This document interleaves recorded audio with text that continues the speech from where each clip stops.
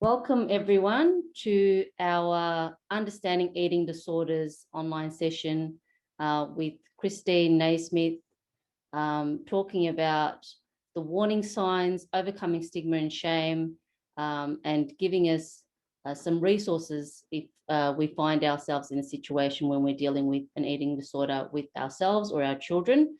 I'd like to begin by acknowledging the ongoing custodians of the land, the Wurundjeri, and pay our respects to their elders, past, present, and emerging.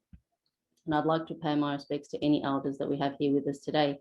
For today's program, we are recording this session, so it will be available on the Al-Sadat College website, on the YouTube channel. We are taking questions, and you're welcome to ask questions either privately to Rachel or Tanya. And also Rachel and Tanya will be co-hosts in this program. Christine Naismith is the founder of Eating Disorders Families Australia, and I'd like to welcome her to the stage now to tell us about eating disorders. Welcome, Christine. Thank you. Thanks, Galan. And I'm very honoured to be speaking to you all today. Thank you for having me. I hope I can get through this without any more tech issues, so bear with me. Eating Disorders Families Australia is a volunteer not-for-profit support organisation run by carers for carers of people with eating disorders. So we're a lived experience organisation, and we believe that there's an authenticity about our experience and how we can share it and build rapport with other parents who are going through the journey of looking after someone with an eating disorder, which is really an overwhelming experience and a very isolating and lonely experience. So our aim is to try and support families as they go through this very scary journey, and to educate them and to let them know that they're not alone. That's really important as we go through this.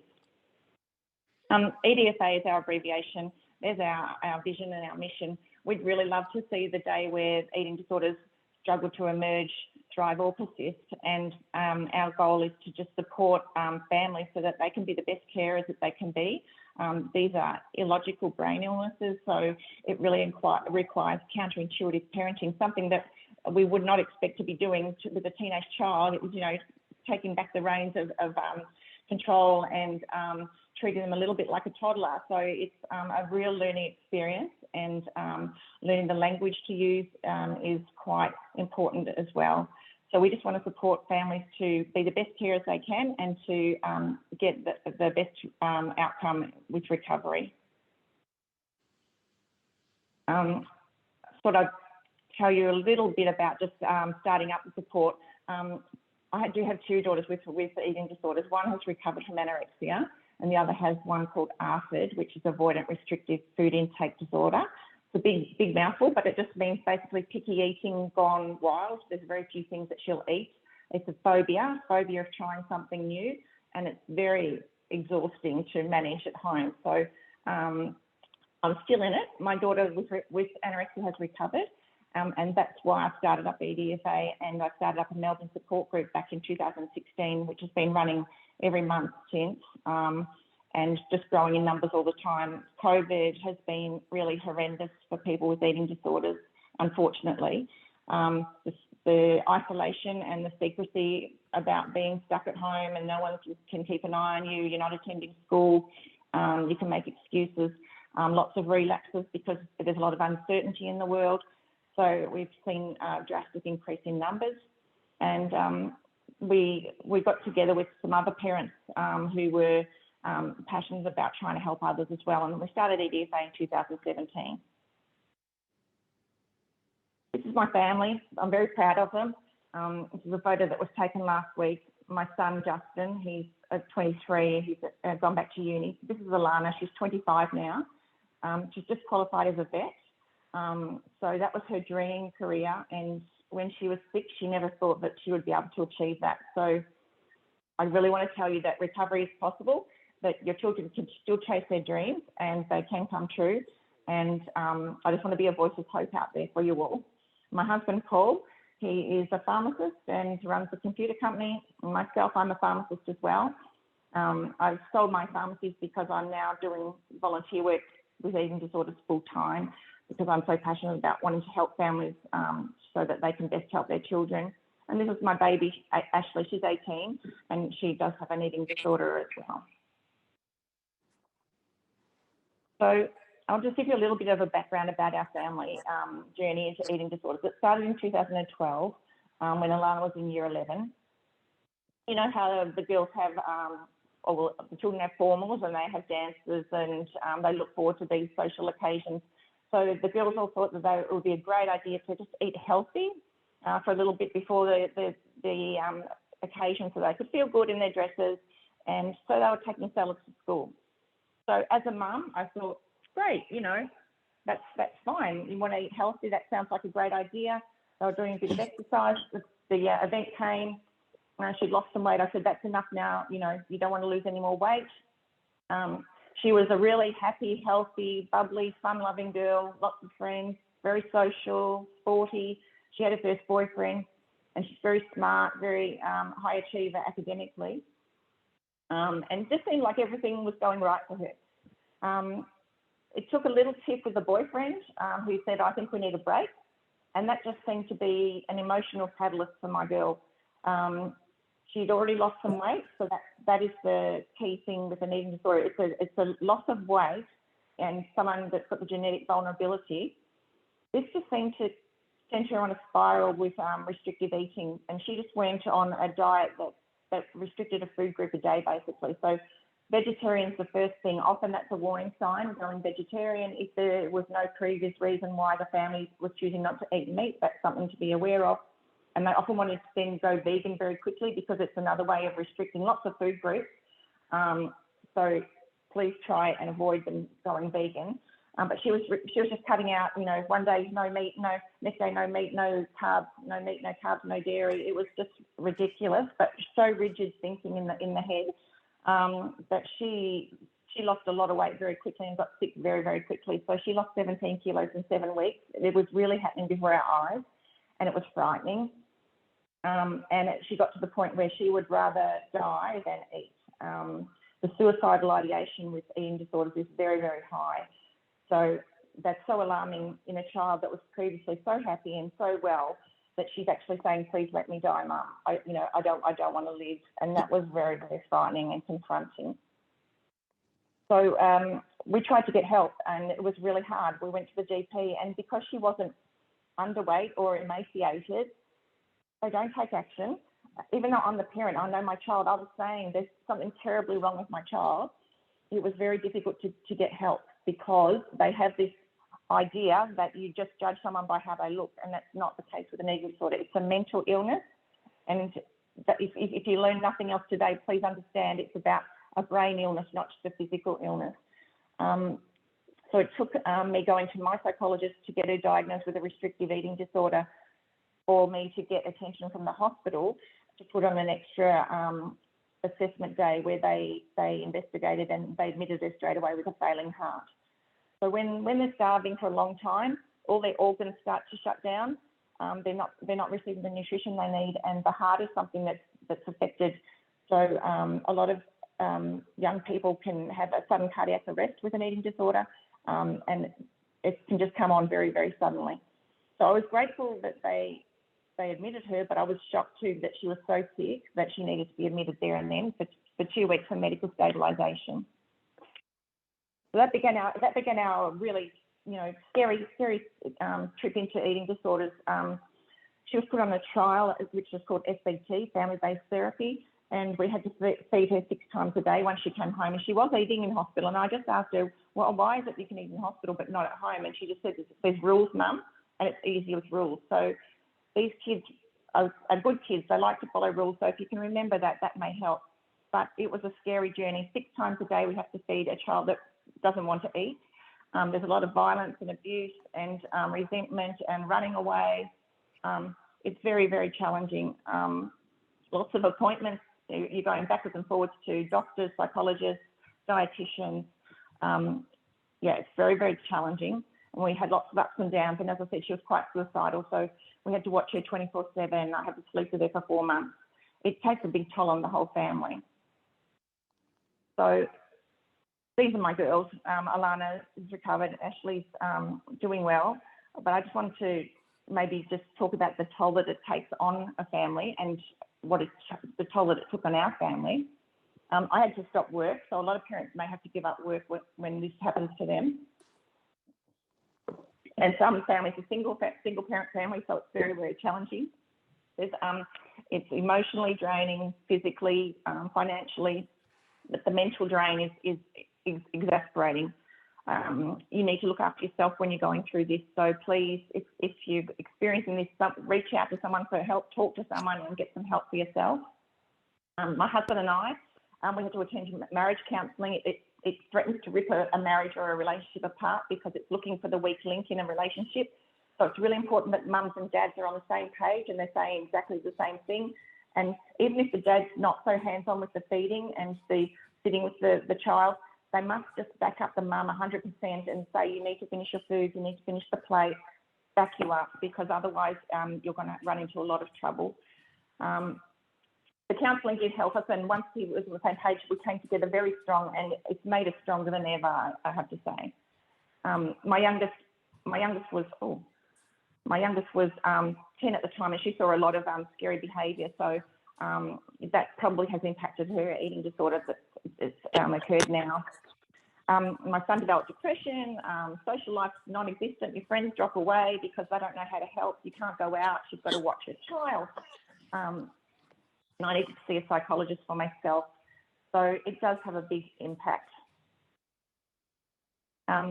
This is us, and what we're about is just trying to help the parents once they discover that there is something wrong with their weight or body image. So we've decided to start EDSA once I'd been through that journey, because it was so exhausting and so frightening. I didn't want any other family to go through what I went through. And if I can help you understand eating disorders and reduce some of the suffering out there, or help you to get attention quicker, then my job is done. So what's an eating disorder? An eating disorder is a brain illness, and it's a mental illness. It's not just a physical illness, but it has physical complications. And it can start out with poor body image. You know, there's a lot of pressure from social media. Kids might be bullied at school, and they start to believe what they're being teased about. They just might have just low self-esteem in general, and it doesn't take much to make them feel really bad about themselves. Peer pressure, and it's predominantly an anxiety-based illness. So it comes down to the traits of the child, and we say that the genetics load the gun and the environment pulls the trigger. So if you've got the genetic vulnerability and something happens in your life where things just feel out of control, chaotic, then that can flick the switch in the brain and it can start them on this spiral. So eating disorders are very serious. They're highly prevalent, unfortunately, in society today. They don't discriminate. So girls, boys, young, old, any nationality, any race, culture, any socioeconomic status, they just affect everybody. Up to 25% of boys now, they say, and people used to think it's only just a wealthy white girl illness. It's not. It's a mental illness that affects right across society. They're very complex biological brain illnesses. They're not a sign of vanity or a cry for attention. They are very complicated indeed. There's no single cause for an eating disorder, but I just want everyone to know that parents are not to blame, and I think that's a myth that's out there. And there's certainly a lot of stigma about talking about eating disorders because people feel shame and they feel guilt. And I know I did. I thought, what have I done wrong? My child was happy and healthy. How has this happened? We're a happy family, and it still happens, you know. So the guilt and the shame just weigh you down. You don't have any extra energy to deal with negative emotions. So just park those and focus on getting your child well, and know that as a parent, you're the best resource to get your child well. They need your support 100%. So please don't be burdened with guilt. And eating disorders are not just about food. I know a lot of people think that that's the case, but they're about someone feeling overwhelmed in their life or in their world, wanting to feel very small and safe. And it's a way that they can feel they've got control of something in a world that's feeling chaotic or overwhelming. That's what I put this slide up because every year we have a World Eating Disorder Awareness Day on June the 2nd, and they usually post these 9 truths about eating disorders.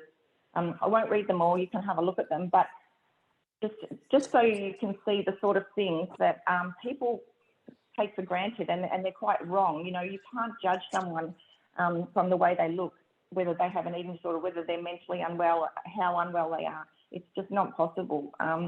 Families are not to blame.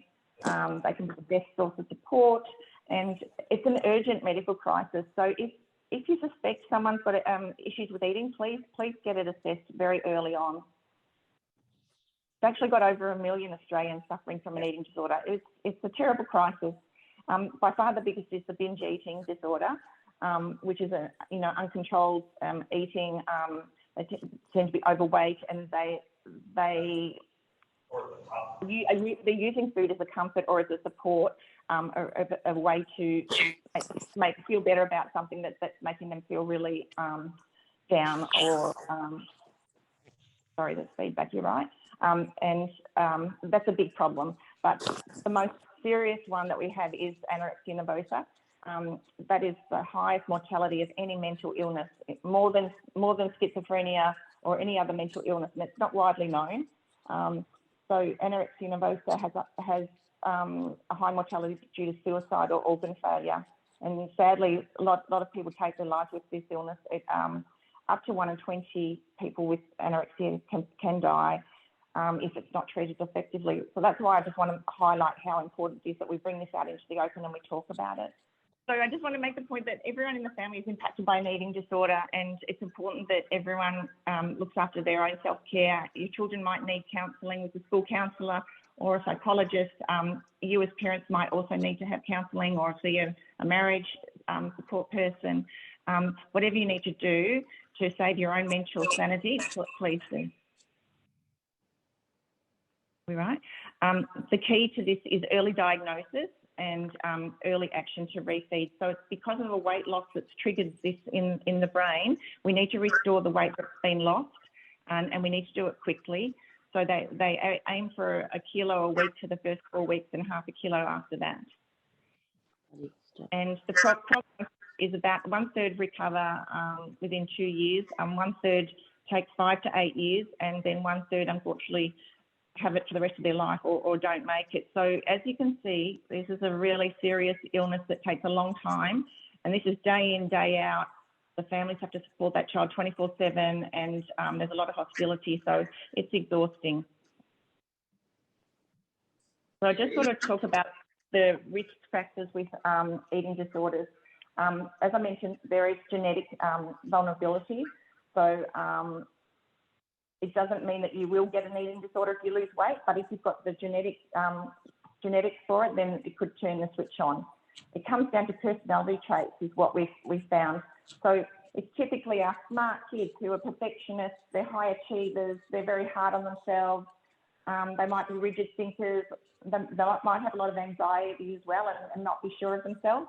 And those sort of traits are found to be very common in people with eating disorders, unfortunately. And the socio-cultural influences, I'm sure you're all aware, how much social media is playing a part in our kids' lives today.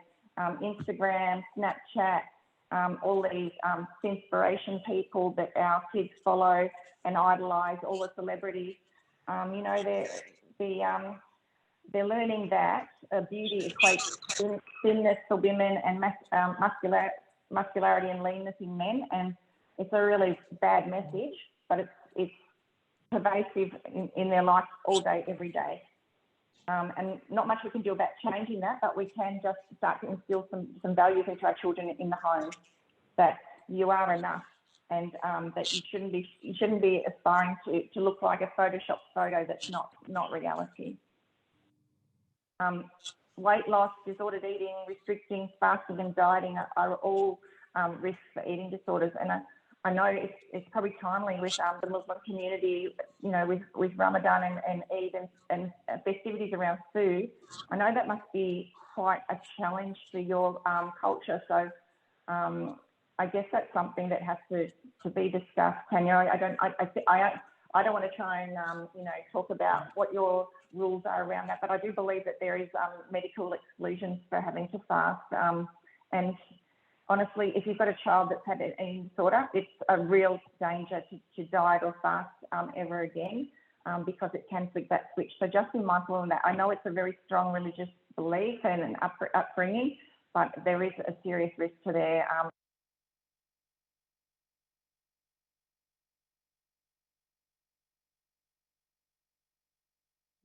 I think we've lost you, Chris. We can't hear you at the moment. Yeah, I think that she's dropped out. Ah, she's muted. Ah, okay. Chris, I think you muted your phone.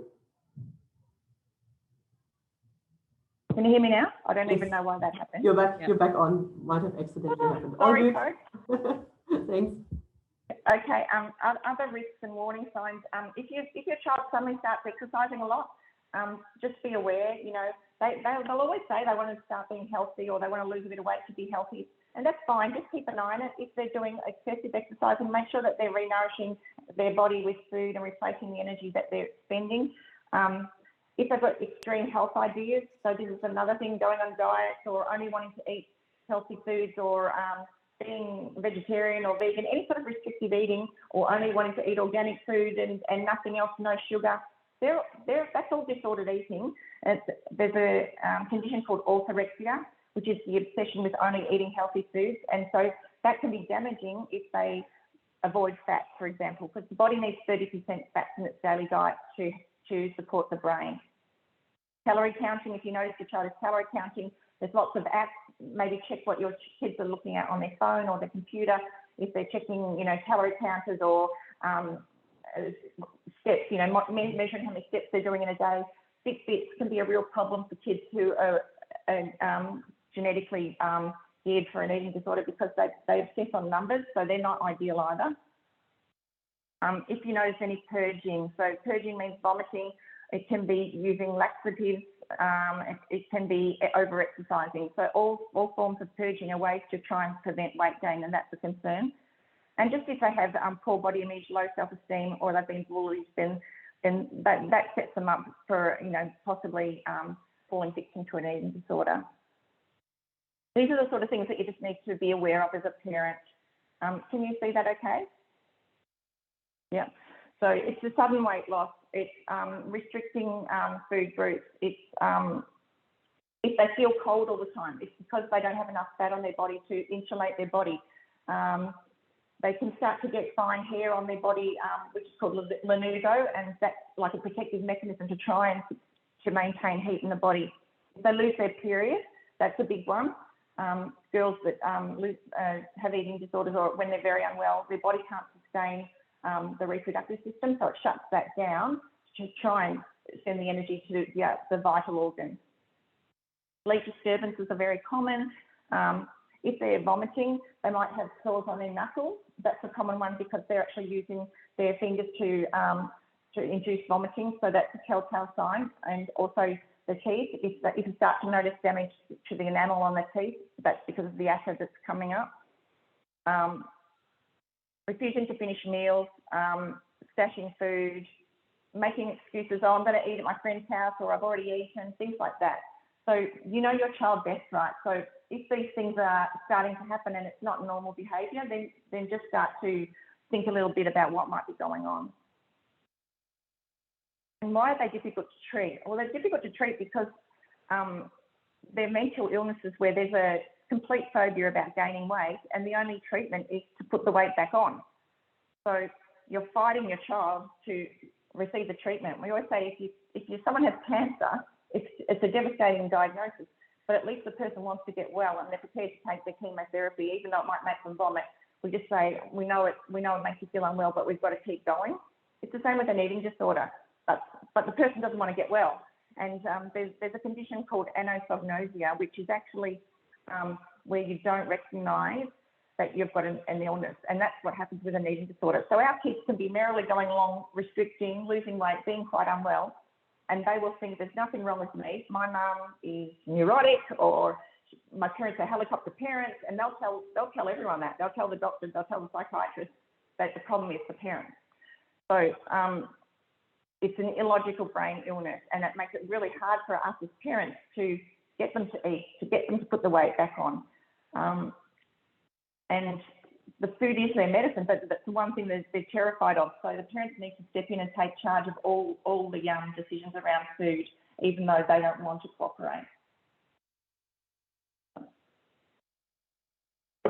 As I said, it's really important if you notice that your child's losing weight or showing concerns over body image and feeling depressed or avoiding food, go to the doctor and get a assessment. But early diagnosis is the key.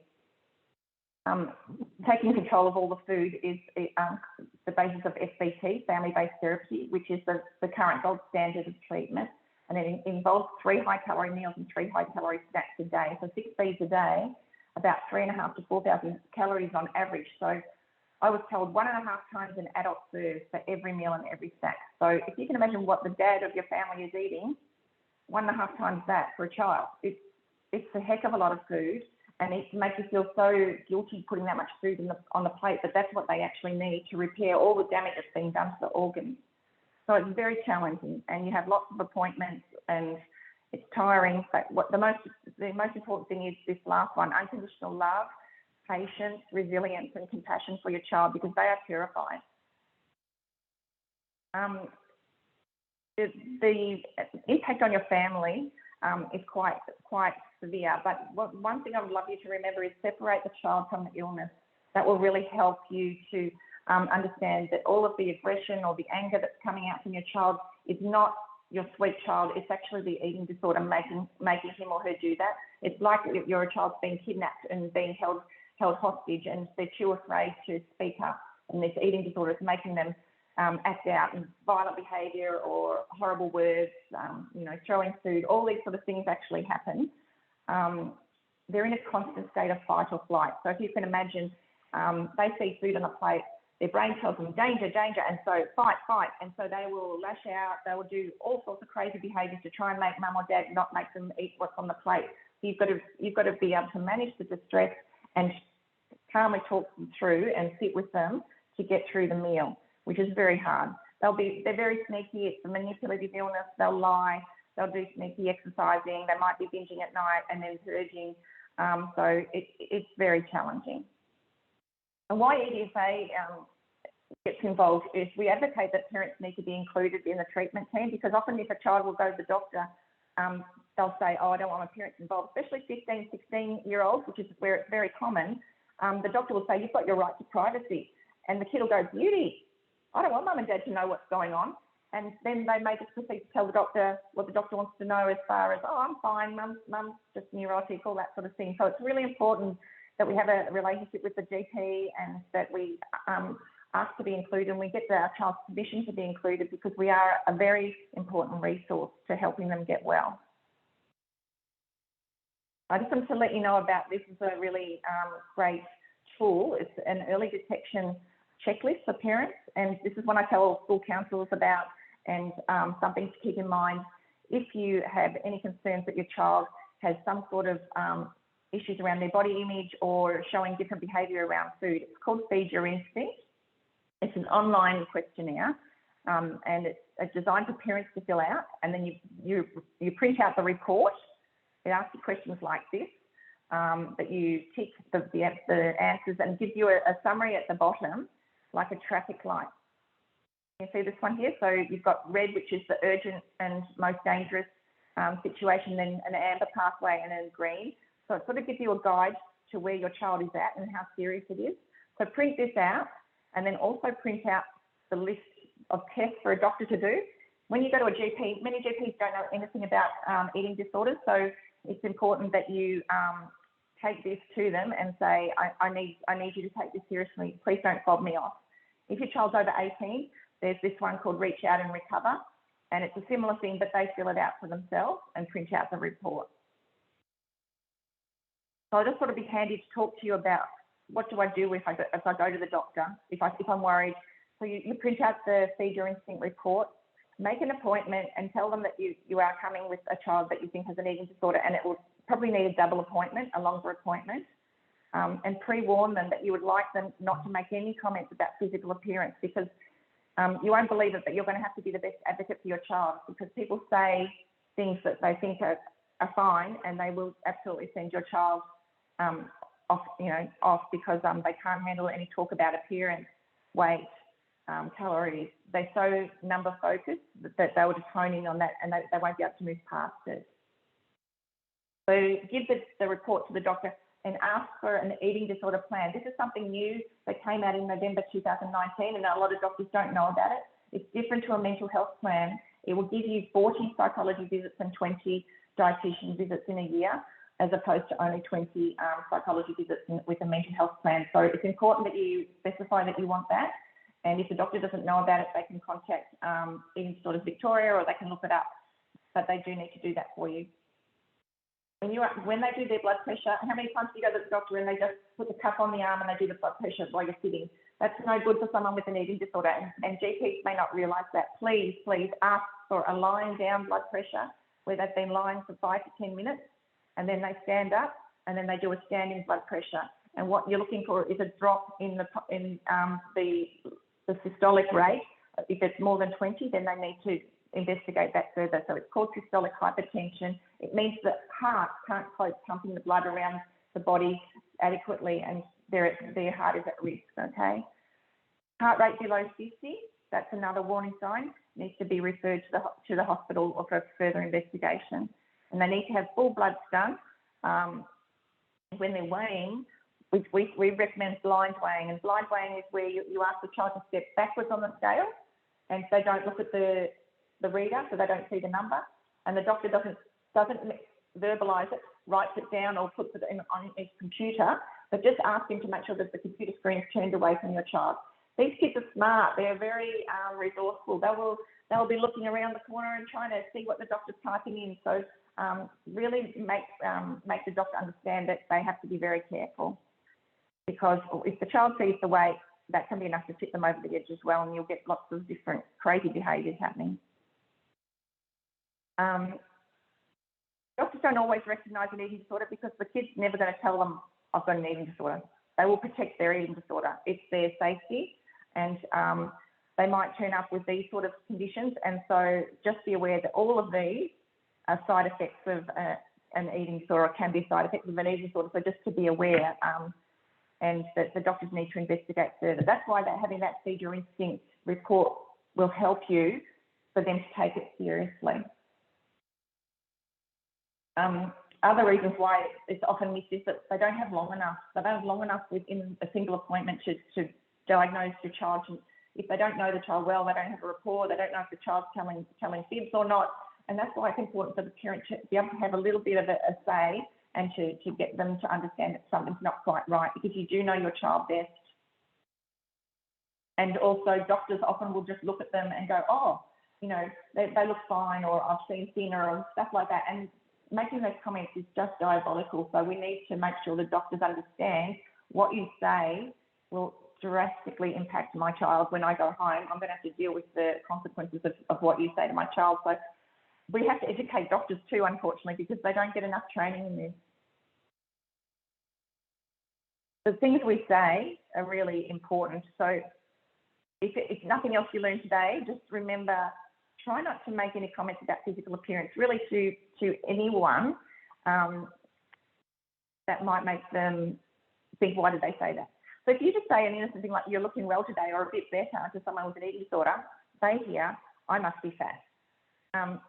If you say well done when your child's eaten their meal and they've got an eating disorder, the eating disorder says, you fat, greedy thing, you shouldn't have eaten that, why did you eat all that food, you should have listened to me.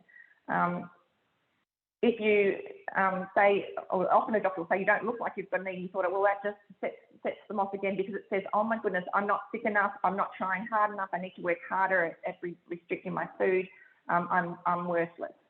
So the things we encourage you to say is, it's lovely to see you. Don't say you're looking well. That colour looks beautiful on you. Things like that, where you're not making a judgment on their physical appearance, because they will turn it in a way that's very negative in their mind. So Just a reminder that Eating Disorders Families Australia, this is our belief that parents are a critical resource in the eating disorder recovery.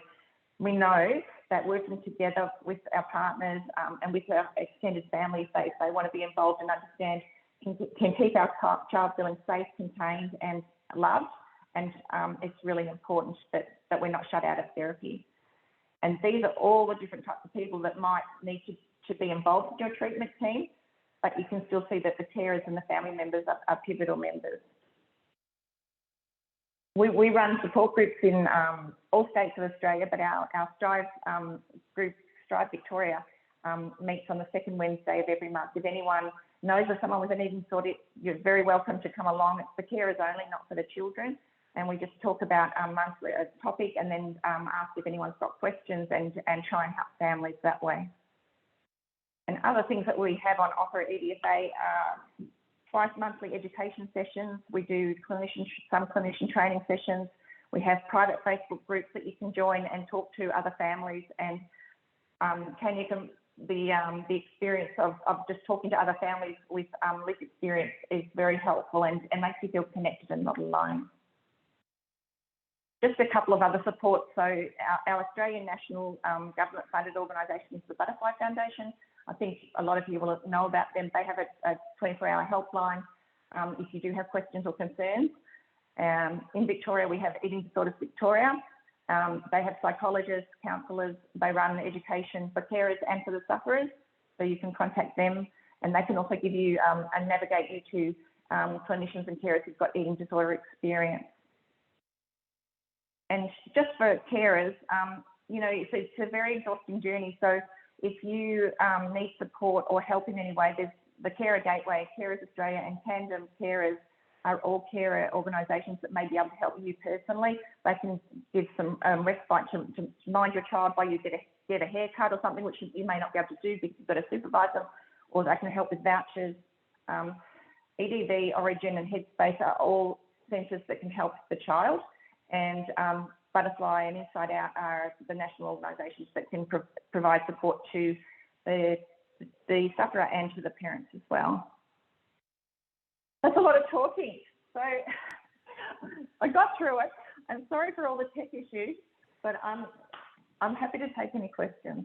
Oh, you did a great job, Christine. Thank you so much. I have to admit, I personally found that quite emotional, reading or listening about your story, your family. It was really a very personal experience that you shared with us, and it was very, very emotional. But personally, I learned a tremendous amount just in this last hour. It's incredible. I had no idea the extent of things that we feel are just everyday simple things that we could say or do, and the impact that it can have on another person can be quite huge. So fantastic presentation. It's really thorough, very detailed, and thank you so much. We do have a number of questions, so I'll start with these questions, and then we'll also encourage anyone who would like to ask a question. You're welcome to put it in the chat, or you can send it to me privately if you prefer, and then we'll also invite people if they'd like to unmute and ask some questions as well. And just to remind also everyone, Tanya has been putting some fantastic links in the comments, so you're welcome to have a look through those as well. So the first question we have, and this actually kind of resonated with me because I'm in a very similar situation. So my daughter is a picky eater and has been since she was very little. She's not underweight, and we don't talk about weight at home or dieting. Lately, now that she's in high school, they're talking more about how they look, and boys more interested in makeup and talking about dieting. How can we take a preventative approach without totally freaking out? I don't want to alarm her. Yeah, it's really tricky and it's a challenging time. So any time of transition is also a risk factor for an eating disorder. So transitioning to high school or to uni or starting work can also be fraught with danger, because that's where things are a bit uncertain and unknown. If they're already a piggy eater, that makes it very tricky. And I guess you just have to keep encouraging them to make sure that they re-nourish their body. So when they come home from school, they should be eating something. Eating regularly is the key.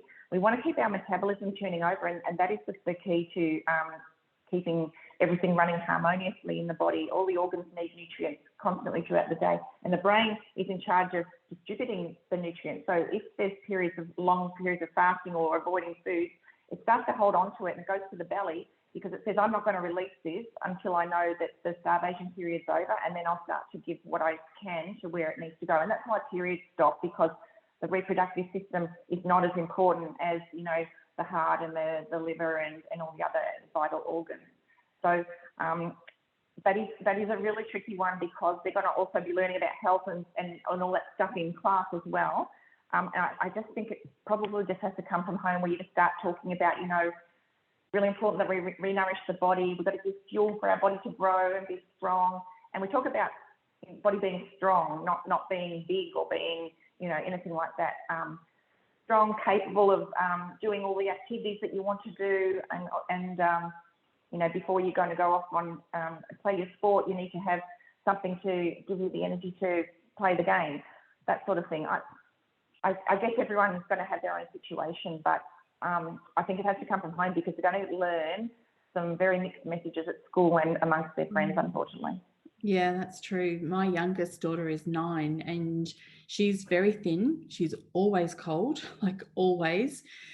She's really, really picky with her food, but she just eats. So she just grazes all day long. And she's always like, I'm hungry, I want to eat. But she's always hungry, but she's so fussy with her food. And I'm listening to your presentation, all these alarm bells went off in my head, and I thought, okay, I need to be aware of that for the future. Is there a certain type of food she'll only eat, Rachel? Because that is something to be aware of. Not necessarily. She loves pasta, cucumbers. She'll eat a lot of veggies. She likes some meat, but not very much. She likes cheese. So she does have a broad range. No, I shouldn't say a broad range. There's a bit of most food groups that she will eat and she will like. But that's the key, Rachel. What we want to teach our kids is all food is good food in moderation. Don't attach negative labels to any food. So don't say, oh, that's a bad food, or it's got too much sugar, so that's no good for you. Please don't talk like that, because what our kids do is they hold on to that negative connotation about that food, and then if this happens, they will never touch that food again. Yeah. And that becomes a rigid rule. I will not eat anything with sugar because I've been told that sugar's bad for me. So we always say all food is good in moderation with movement. So you encourage eating and movement, and that's the way to be healthy, because you just want your body to function at its best for whatever daily activities you've got to do. Exactly, and it's the physical plus the mental as well. Now we have a really a fantastic next question, which I think is really important. The question is, I think I have an eating disorder. So this has come from someone in our group here. So what about adults? What can we do for ourselves if we think that we ourselves have an eating disorder? Yep. Sorry, I just realised I was still sharing my screen. That Reach Out and Recover website is for adults, and anyone over 18 who wants to seek help for themselves, they could look at that. You can ring EDV, and they have support groups for people who are suffering. You can contact Butterfly. EDV actually have peer mentors too, so they can partner you up with a recovered person who can meet with you. It's a 6-month program, and they can just support you, and you might meet up for a lunch, and they might help you to work through a lunch if it's really challenging, or they might go shopping and help you buy clothes, because even buying clothes for someone with an eating disorder is very frightening, because if they look in a mirror, they see something that's much bigger than what they actually are. There's a whole lot of complications. So, but if you feel that you might have an eating disorder, the first thing is just to speak up, and because it's a really frightening thing to do. And even if you want to just contact me, and I'm happy to talk to you, and then maybe I can give you a direction to someone that can help us.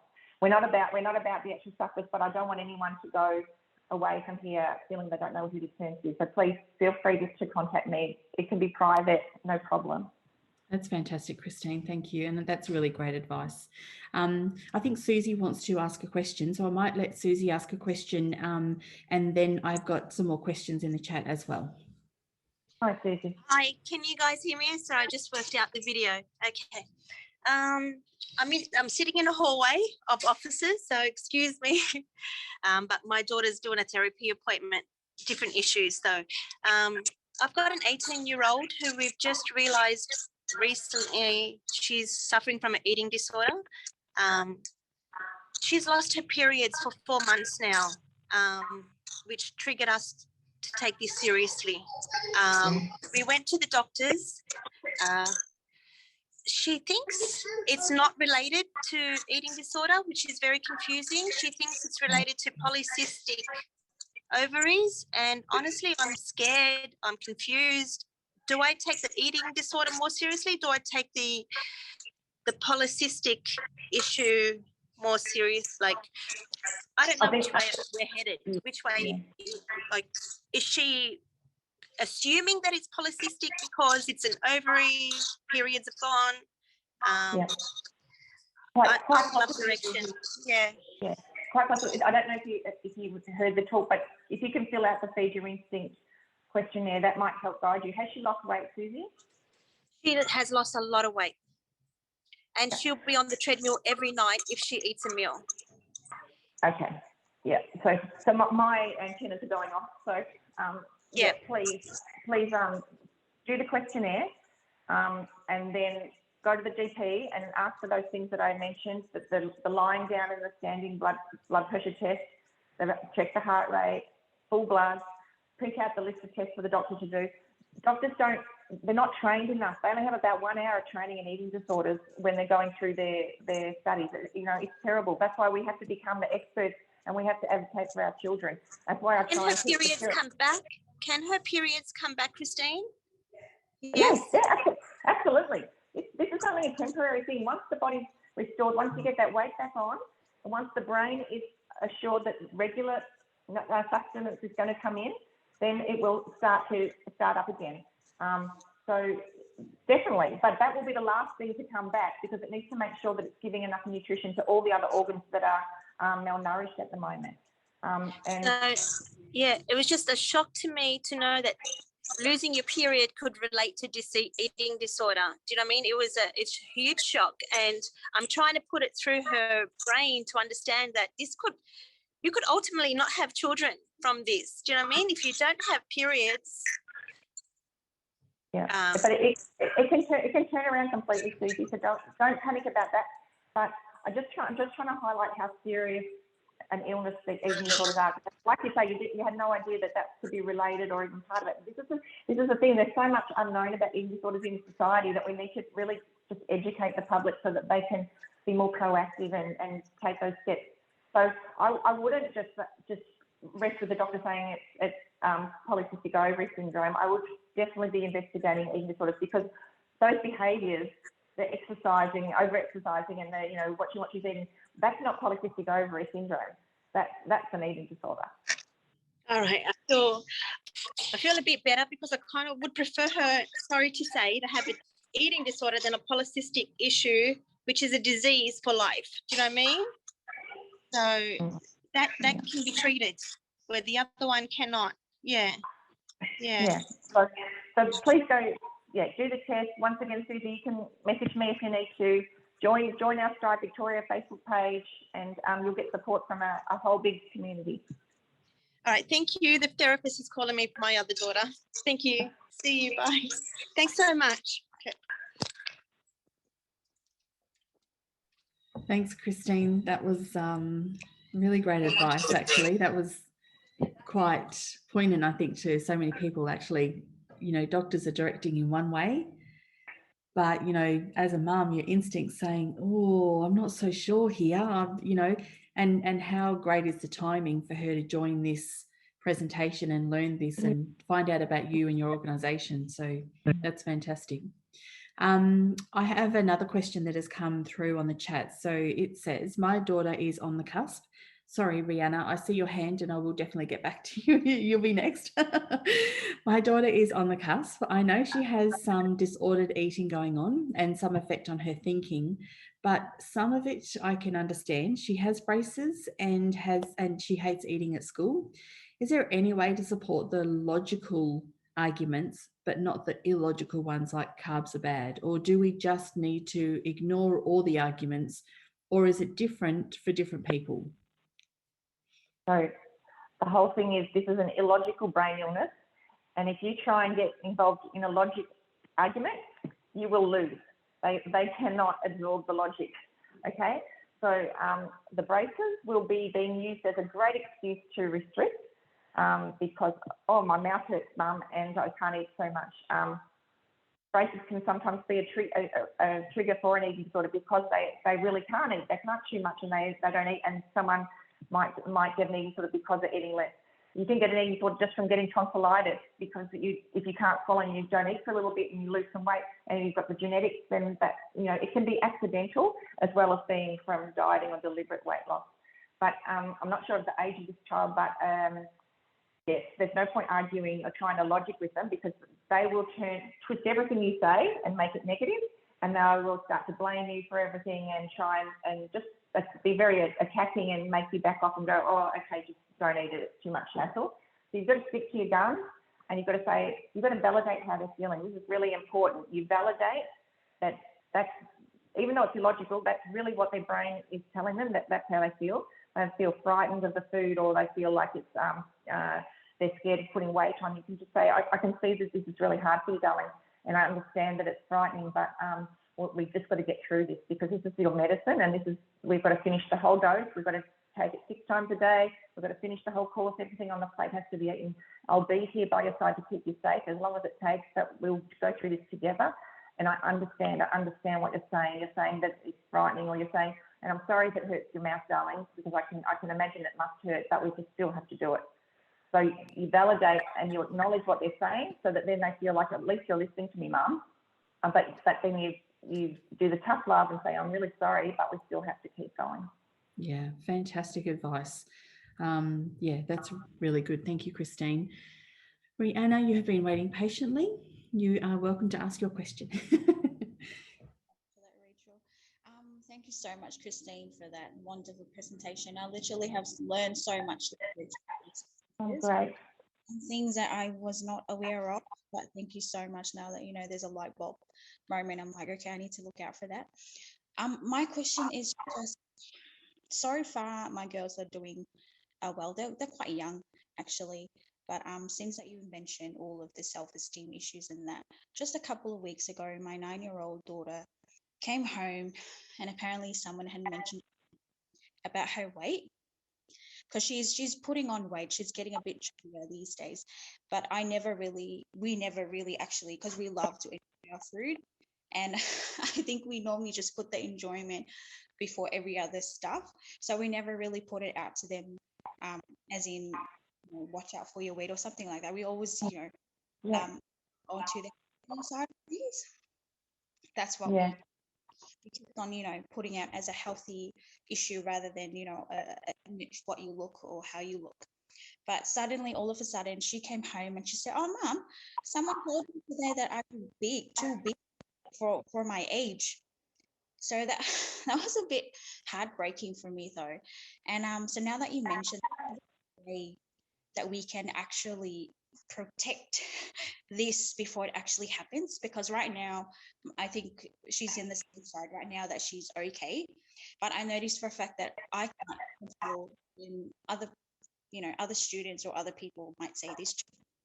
Rihanna, it's such a problem, and often the eating disorders are triggered by someone else saying something to our kids that we can't protect them from, and this is the hard thing. They're either getting it off their phone, social media, it's in their face, oh my goodness, I should be looking like this, this model, and it's all photoshopped anyway, or they're having other kids make comments or bullying, or they become the target of some jokes or something like that. And our kids are sensitive little souls, they're usually really kind-hearted kids, and they take things very to heart.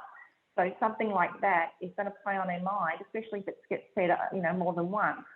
And so you do need to be aware, and just to build up her confidence in herself and her belief in herself, maybe go and talk to the school about giving the kids a talk about being kind and not making any comments on appearance, and that we come in all shapes and sizes, but we're all worthy of the same respect and kindness and love from each other, because it starts young. We're getting 7 and 8 year olds with anorexia. It terrifies me. You know, it used to be just, you know, a teenage to young, early 20s illness, and now we're getting, you know, 7 and 8 year olds.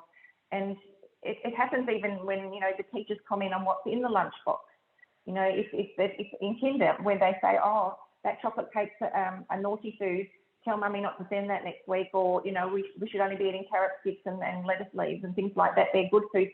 And their little brains are absorbing everything, and they're starting to associate good and bad labels from a very young age now, which is bad. We want them to know that all food's good food. There's some fun foods, but they're not bad foods, they're fun.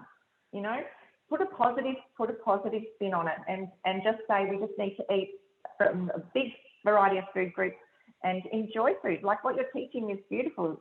Food is about coming together, enjoyment and joy. That's what it should be about. But there's people out there that are always going to comment, and that's something that we do need to try. And it's very hard. It's very hard to protect our kids from that. So you've got to make them strong enough to believe in themselves, that their body's strong, that they're growing, that, you know, you're giving your body the best chance of being its best self because you're eating well. That's right. Yeah, I don't have a magic answer. I'm sorry, because that's society pressure, right? That's literally, it makes a lot of sense. And now that to the entire presentation, I'm thinking, oh, now that she's at that stage where she's actually, because she's quite innocent right now, she actually right now she doesn't have any other thoughts like that, because no one has actually said that to her. But that was the first time that someone has actually said to her that you're too big for your age, as in size. You're they're telling her that she's getting big, growing bigger. So that was, yeah, so that's what she mentioned. And then a couple of days ago I asked her, like, did someone else say anything to you? But I was actually scared to ask her in case she probably thinks maybe something is wrong with me. So I was actually quite scared to ask her. And I was like, do you know what, don't worry about it, don't ask her anything. She loves her fruit, just keep on packing it, whatever it is. She loves cucumbers, just keep. It's like, yeah, okay. But, you know, I was just hoping that no one will actually say something to her that will trigger her, because now that she's kind of a hero. So I was like, okay, now she's telling me, hopefully that you can, you know. But yeah, I think in a way we'll try and build that, her confidence in herself, that, you know. Yeah. Do things to build her confidence. And the other thing about us being too scared to approach our kids about this stuff is it's to do with the stigma and the shame. It's keeping it hidden, and then our kids probably are getting teased at school and they don't want to tell you, because they feel so mortified and they feel so embarrassed, and then they think they're alone in their head and they're going, what am I going to do about this? I'm disgusting. I need to change. But they may not tell you because it's a very secretive illness. And so if you can bring out these conversations just innocently about, food, enjoyment, being strong, being confident, and we talk about health at any size, HAES, health, at every size, HAES.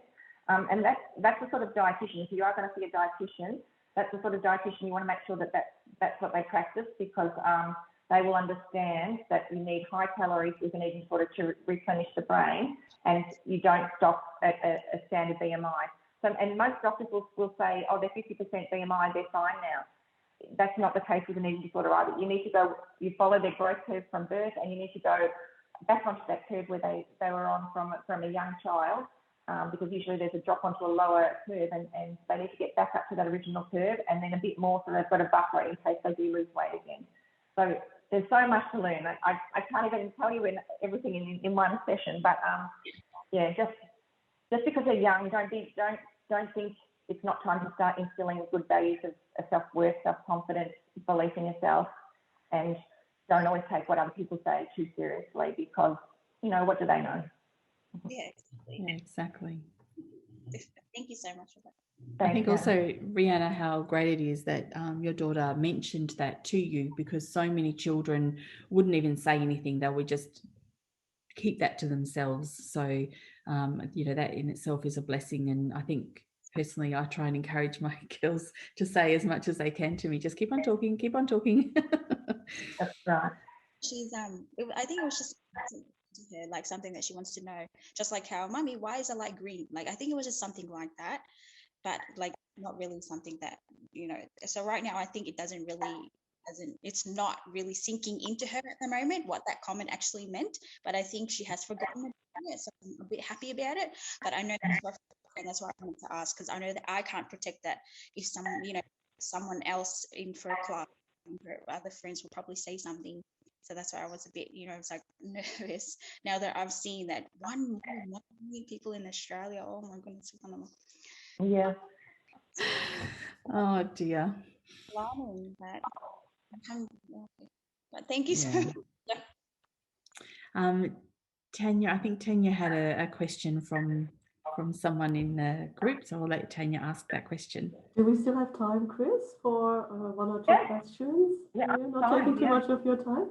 All right. This is more. This is a question from someone in the session as well, asking like, how do we handle kids when they eat when stressed or bored?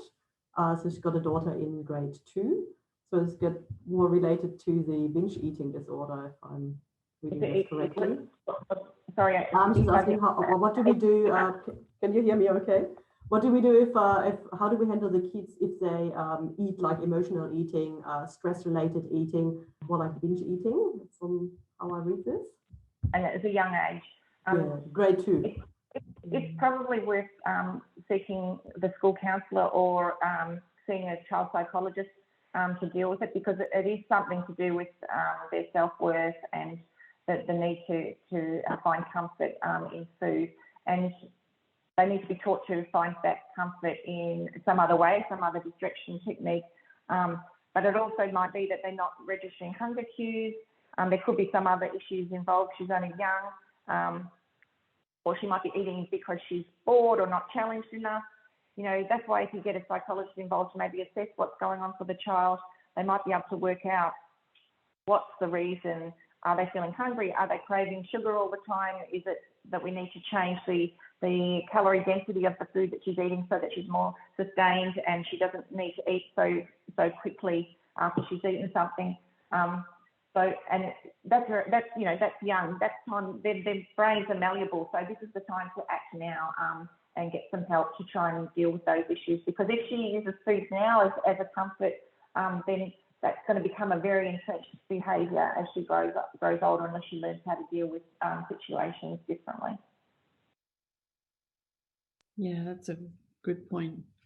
In addition to that, that's sort of similar to what we've just been talking the last couple of questions. Another question that's come through is, so is it better to tell my son to ignore bullying, and with his overweight body, can I encourage him to lose weight? He is nearly 9 years old. Yeah, it's a tricky one. Yeah, and I think probably if you just introduce, lots of healthy food and encouraging, does he play sport, or does he go and kick a footy or a soccer ball or something, or a lot of our kids are just sitting playing their games all the time, and we need to get them outside and doing a bit of activity rather than being just sitting down all the time.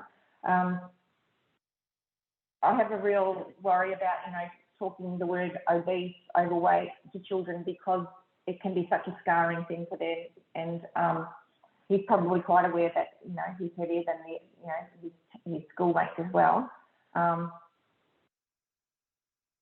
Yeah, I just probably would change the content of the food that you're serving at home, and make it healthy. Encourage fruits and snacks and things like that, rather than a lot of sweet things. But you still have to be able to have some of that enjoyment. You don't want them to lose that enjoyment for food, or to feel shame about it. Sorry, I'm just a mum. I don't have all the answers, but that's how I would handle it. Thanks, Christine. That's fantastic. I don't have any other questions that have come through to me. What I might do is see if there is, hang on, there is one more question just come through, sorry.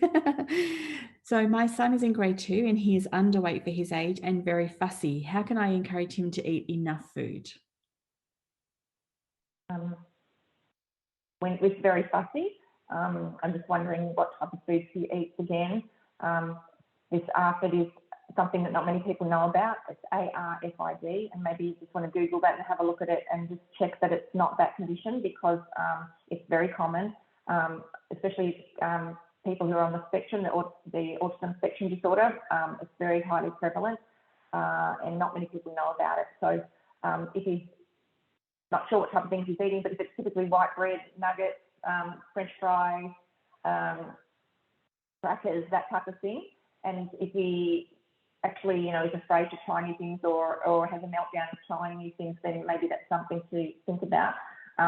If he's just a picky eater and only eats small amounts, then the key would be to have more frequency of eating. So more grazing, like you were saying, Rachel, your daughter does, then that's good too, because they're getting nutrition constantly throughout the day rather than having to have it in big portions.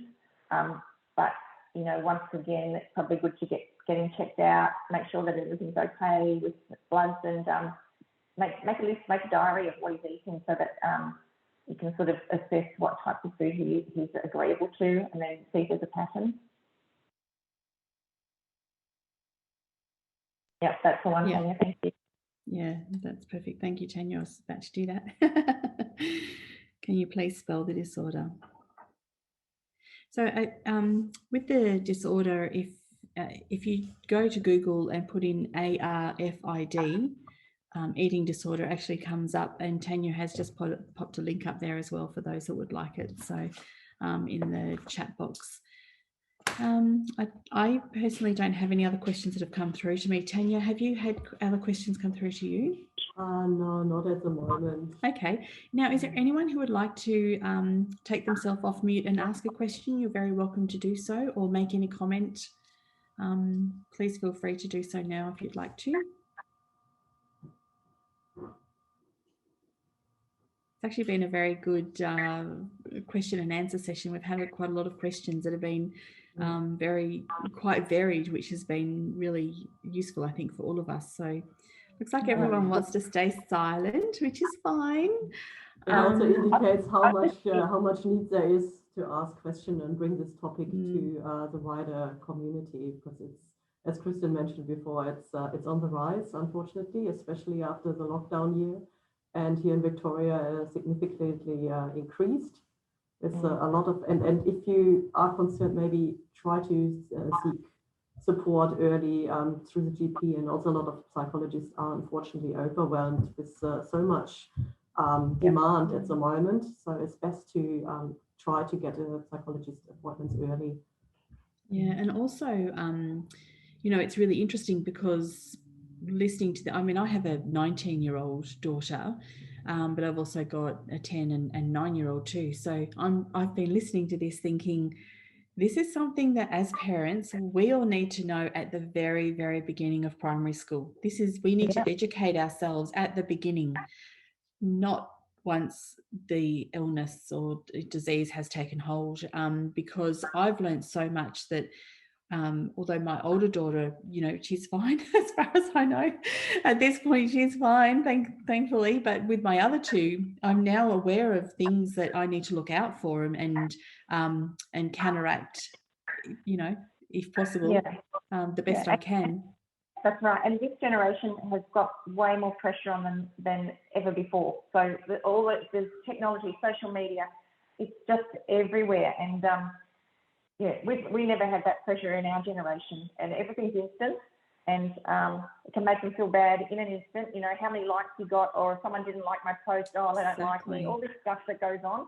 And so they really need just some confidence boosting at home and some good grounding to be resilient to that. Yeah, exactly. I have noticed that Haslina has unmuted. Did you want to say something, Haslina? No? Okay, that's fine. I think we might wrap it up there. Christine, I have to say today was incredibly eye-opening and very informative, and I'm very grateful, and I'm sure all of the people here who have joined us today, very, very grateful for your time. Your message that you are giving out to the community it's really detailed, and it's incredible how there's so much to unpack with this illness. But you have put so many key points in such a beautiful package to make it easy to understand and give us tips and tools for things to look out for. But in addition to that, knowing where we can turn to. and you've presented it in a really nice way, and you have a beautiful way of expressing it, and inviting people to contact you directly is really nice and helpful, and we really do appreciate that, and we appreciate your time so very much. Thank you. Very caring, Christine. Very caring. You can tell. I'm not very good at public speaking, but you know, I've really enjoyed. Oh, I've really you've been amazing. And you know, if I feel like I can get the word out there, I just think that that's, you know, like you say, we need these parents to know this sooner rather than later, and it's happening at younger and younger ages, and I just want to prevent other families going through the hell that we went through, and if I can in any way, and yeah, just remind everybody to reach out if you've got any worries or concerns, because it's very hard doing this alone. And if you can get the benefit of someone with lived experience to help you through, or to guide you, or to suggest things that might help, then please do.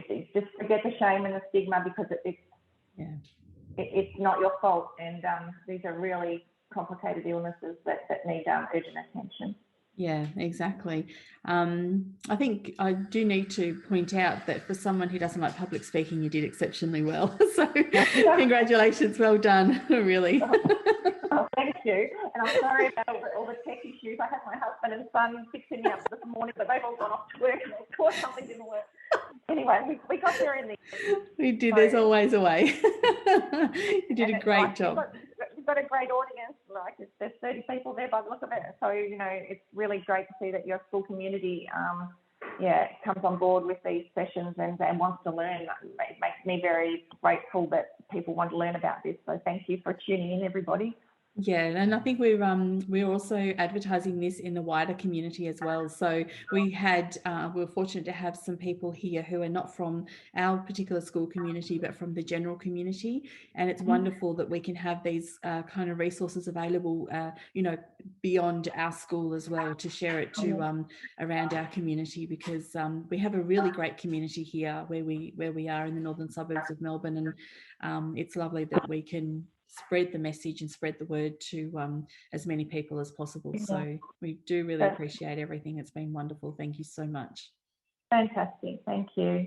Well, thank you everyone for joining us. Yeah, thank you. And everyone have a wonderful day. Thank you for your attendance, everyone. And we look forward to seeing you next time. Thank you. Bye. Thank you.